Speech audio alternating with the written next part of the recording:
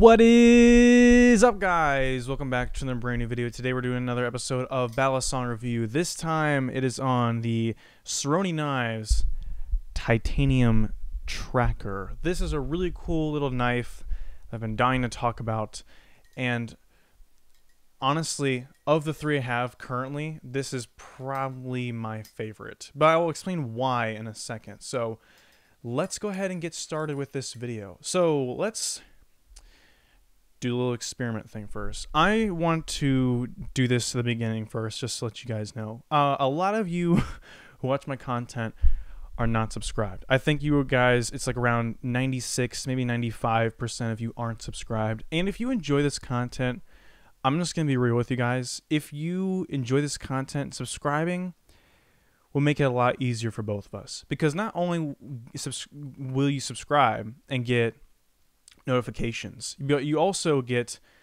you know, to see my video first. It's absolutely free. Subscribing is free, and subscribing helps my channel, helps you guys get more information towards me, and it helps me you know, with the YouTube algorithm. So if you like this content, just be nice and support me, the person who makes the content. So yeah, anyways, back onto the video. This is the Ceroni Knives Titanium Tracker. It is a trainer version of the Trinidad Scorpion, which is actually the next knife we're going to be taking a look at. And these typically float around $900 to $1,000 depending on specification. This is the base model of it. And it's got a lot of the same specifications as the Trinidad Scorpion and as the Integrales 2, the one we took out last video. And it does have its differences, though, and there are some good differences in here, and I wanted to go down those in my opinionated section. But first, let's do a bit of a dive on the specifications. Just like the Integrales 2, this is using RWL34 steel. This one has that logoed right on the side of the trainer, and it also has the serial number. This one is number 3 out of the other ones he's made. Honestly, if I were to get one, I'm just going to be honest with you guys already off the bat. If I were to get one of these, this is the exact spec I want to get in these because it just looks so clean. It just looks really, really clean when it's closed. I really like how this knife looks, mainly because I've been a fan of how the Trinidad Scorpion looks too.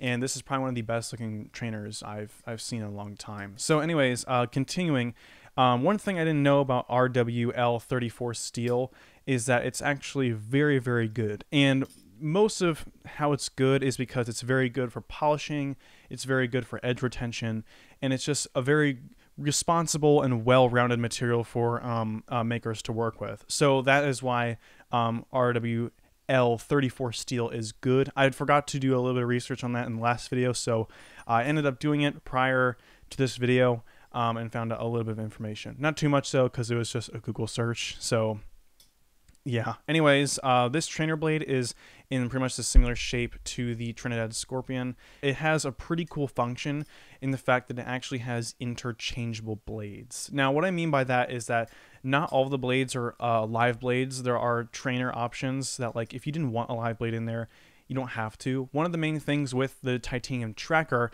is that it can come with a variety of felt style blades that are in a similar shape to the blade itself, and they sit underneath panels in the blade here. And when dye is applied to a little hole inside the blade here, that dye dyes that felt the color of the dye you're using. This one is apparently called blood red on the bottle. It literally says the word blood on here, which was kind of concerning because this bottle is really dark, and it does look like blood when you're pouring it in here, but it's not, so thank God for that. If you drag the felt blade across your skin, it will make a red little mark, kind of simulating like what would happen if you got cut. There is a live blade option for this if you want to make this a live blade, which is awesome, actually. That's really cool that you can have a trainer blade and a live blade without having to make this huge permanent change, and I really do like that. And it's really not much of a hassle to take this thing apart at all. It is 4 little small T6 size screws, but if you're able to, you know,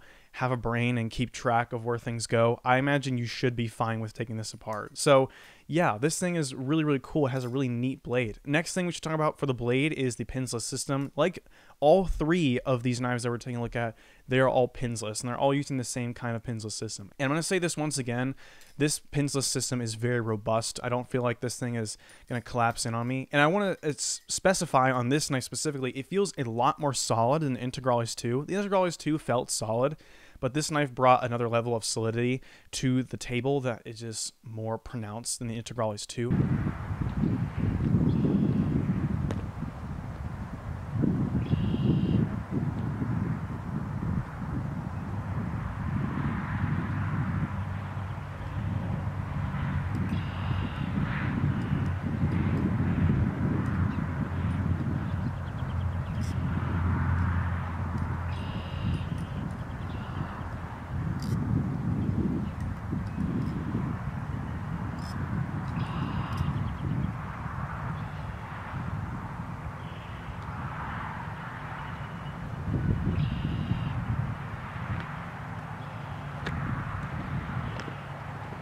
Yeah, anyways, I'm glad that the quality increased. One thing I do want to mention about the quality is also the attention to detail. The attention to detail on this one specifically is quite good. One thing that specifically is a good example is the milling on the corner chamfers of each individual handle. You can see that on the corners where like the flat is, almost like it was milled in the corner.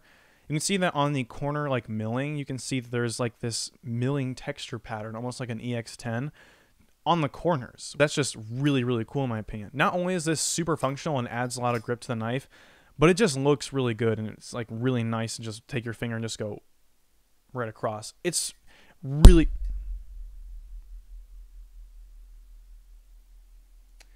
I'm surprised that's never happened. Another thing I do want to mention on this knife is that it is on bushings and washers, and this one is definitely a lot better as far as tolerance goes. There is one thing I don't necessarily like about the tolerance though. It feels that the safe handle is just a bit slow on this one. It doesn't feel bad at all and feels pretty free moving because I think it is just like a torque issue. And one thing I haven't mentioned so far that I probably should have in the last video is that for some reason the pivots don't feel like they're the right size on certain knives. This was the case on the Integralis 2 and also on the Trinidad Scorpion. This one doesn't feel like it's out of place that much, maybe because this is probably the best tolerances of the three, but it just feels like, you know, some of these knives have incorrect size of hardware. It just feels kind of weird. It feels like an afterthought. It feels like the design and overall output of how the knife looked was kind of, you know, the first thing he thought about, and then the hardware was the afterthought. Like, is this hardware actually going to fit in here? It seems like he didn't really calculate that. So he either bought too short of hardware, making the handle slow, or too big of hardware, causing tap and play and way too much wiggle room. So yeah, it's just something to note on those. But overall, the tolerances aren't too terrible. Besides the slow handle, it's pretty much fine. There's no tap and play. It does feel pretty smooth and rock solid.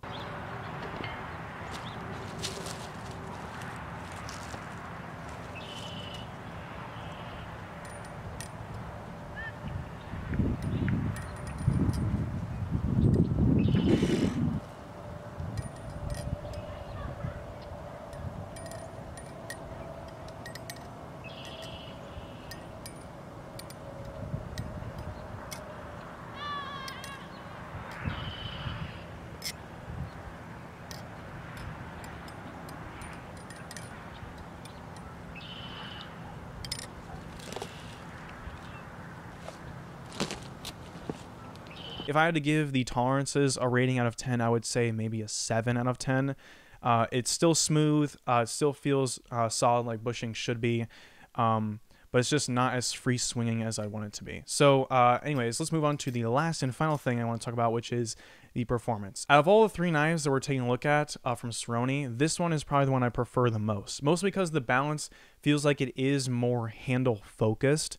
There is a lot more weight going on here, which is kind of shocking because this is just a milled out handle. There are so many holes in it, and there's like no weight in the trainer blade, which kind of equals it out. So it is definitely a very neutral knife, but there feels like there is some handle focus to the balance. Now, even though it does have an interchangeable blade system and it has a good balance, good solidity feel, and good quality, I feel like there are still some trainers out there that have already achieved this for a smaller price point. And I feel like that's kind of one of the things I don't necessarily enjoy about Ceroni, is that sometimes the prices seem drastically inflated just because they're using somewhat less known materials. I understand custom things are cool, but sometimes you don't have to pay this much to get this kind of performance.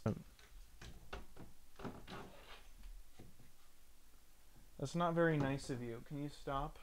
That's it for this video. Thank you guys for watching. I hope you guys enjoyed this video. Make sure you press the like button. Again, make sure you subscribe if you enjoy this content. Again, there's another Ceroni video coming out soon, so thank you guys for watching. And I will see you guys next time. Peace out.